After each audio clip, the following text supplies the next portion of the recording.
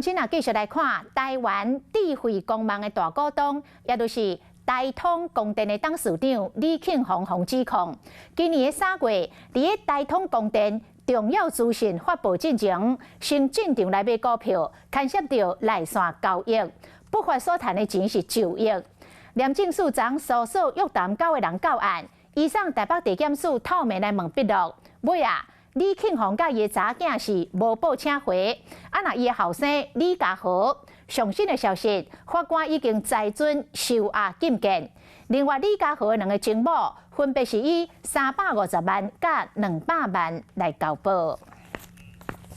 Hello， 我是雷亚，想要抢了先掌握最及时的新闻资讯吗？赶快订阅、按赞、开启小铃铛，锁定华视新闻 YouTube 频道。